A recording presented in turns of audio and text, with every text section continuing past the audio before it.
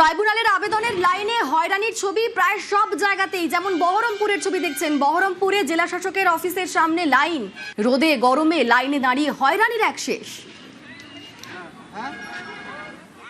তোমাদের এই জিনিসটা লাগবে, তাই আমরা সেই জিনিসটাই আমরা নিয়ে আসবো, তা তো করছে না। তাহলে এবার আমরা আসতে আর ঘুরে যাচ্ছি, এরকম করাটা ঠিক বলেন। কাগজপাতি জমা দিলাম, আমার পায়ে হ্যান্ডিক্যাপ, আমি হাঁটতে পারি না কিছু না। আমার ছোট বোনকে সঙ্গে করে আমি নিয়ে এসেছি, 9:30টার সময় এসেছি বাড়ি থেকে। আজকে অনলাইনে করেছি, আবার এখানেও জমা দিয়েছি। গোষ্ঠী আমরা 14 পুরুষ এখানে বাসিন্দা। প্রকৃত যারা বাংলাদেশের লোক তাদেরকে ধরুক। একটা বড় লোক গিয়ে সে ক্ষমতা দেখাচ্ছে, জোর খাটাচ্ছে, তার ভোট উঠে যাচ্ছে, আর আমরা সাধারণ গরিব ভিখারি মুনিশ খাটি বলি, তাহলে আমাদের কোনো দাম নেই। ক্যানিং এর ট্রাইব্যুনালের লাইনে বিশৃঙ্খলার ছবি দেখুন। ভোটার লিস্টে নাম তুলতে ফের লাইন। আজও ক্যানিং এ এসডি অফিসে ভিড়। এসআইআর এ বাসন্তী গোসাবার বহু নাম বাদ গিয়েছে। নাম তুলতে ভোর থেকে লাইনে অপেক্ষা। আবেদনের লাইন নিয়ন্ত্রণে আধা সেনা, তবে সেখানে বিশৃঙ্খলার ছবি সামনে আসছে।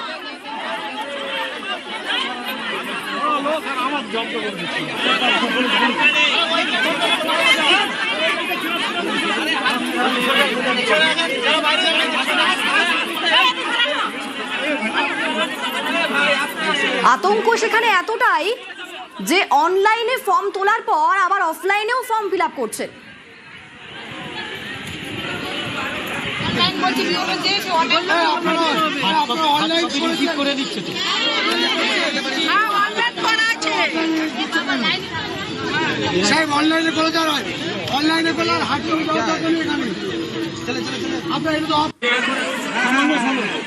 আপনাদের অনলাইনে যে অ্যাকনলেজমেন্ট স্লিপ বেরিয়েছে ওইটা আপনারা রেখে দেবেন।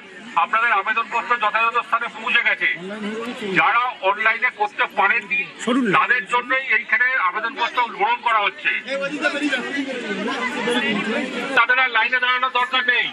এই ধরনের অ্যাকনলেজমেন্ট স্লিপ যারা পেয়ে গেছেন তারা বাড়ি ফিরে চলে যেতে পারেন, তাদের এখানে কিছু কাজ নেই। যারা অনলাইনে আবেদন করতে পারেননি একমাত্র তাদেরই আবেদন এখানে নেওয়া হবে। এসআইআর এর যে ডকুমেন্টস আমরা জমা দিয়েছি, আমরা আর ভইব না। আমাদের 5 জনের হয়ে গেছে সাকসেসফুল, আমাদের 3 জনের এরকম ভাবে হেনস্থা করা হচ্ছে। ঠিক আছে, অনলাইন ফর্ম ফিল আপ করে দিয়েছি, ওকে আবার হচ্ছে ডকুমেন্টস এখানে এসবিএসে জমা দিতে হবে, ভিডিওতে জমা দিতে হবে। ওখানে আসলাম, ঠিক করলাম, এখানে আবার নাম নমিনেশন হচ্ছে, যার কারণে আধ ঘন্টা ঘুরে ঘুরে এখানে আসতে হচ্ছে। আসার সময় গেটটা তো খুলবে, সব মানুষের যে গেট, একটাই গেট যাওয়ার এবং আসার। তাহলে বলুন এতে আমাদের অবস্থাটা কি হচ্ছে?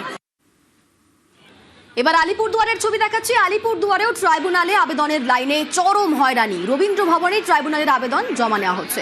নাওয়া খাওয়া ভুলে ট্রাইব্যুনালে আবেদন জমা দিতে লাইনে নাম বাদ পড়ারা, বৈধ নথি দিলেও নাম বাদের অভিযোগে সরব। হয়রানি কমাতে রবীন্দ্র ভবন ছাড়াও বিডিও অফিসেও ট্রাইব্যুনালে আবেদন করা যাচ্ছে। সকাল 9টার দিকে আসছে, 200 লোকের পিছনে লাইন আছে। এখন তো কোনো বলতেছে না যে এখন কি ডকুমেন্টস লাগবে বা কি ভুল আসছে, কোনো ডকুমেন্ট দিলে যাচ্ছে। এটা পাবলিক হ্যারাসমেন্ট করা হচ্ছে।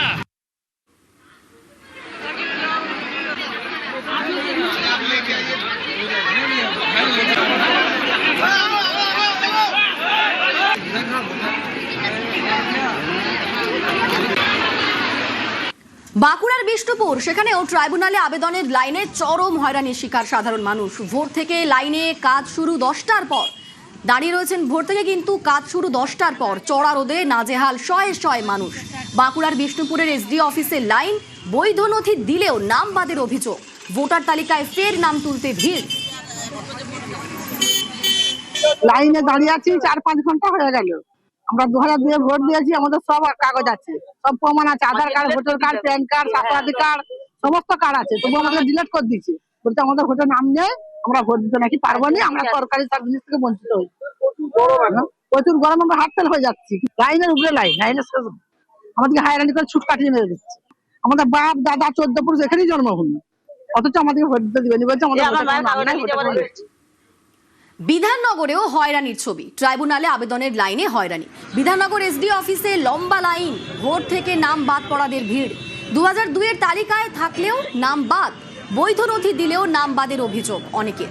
লাইন, গরম, ভিড়ে নাজেহাল অবস্থা। প্রত্যেক বাড়িতে ভোট? হ্যাঁ দিয়েছি। কত বছর ধরে আছেন? আমি 43 বছর। 43 বছরে কেউ কোনোদিন কোনো প্রশ্ন তুলেছে না। সমস্ত কাগজপত্র আছে? আছে। জমা দিয়েছিলেন? দিয়েছি। এখন কি বলছে? ডিলেট হয়ে গেছে, রাত্রি 4টের সময় সে বসেছি এখানে। আমি আমার পেন্ডিং ছিল আমার লিস্টটা, আমার নামটা কেটে গেছে। কাটার পরে আমি আমার যা যা ডকুমেন্ট ছিল, আমার বাবা যা যা ছিল, জমির কেন্দ্র রাজ্য সরকারের জমি দিয়েছিল সেই জমির কাগজপত্র নিয়ে এসেছি।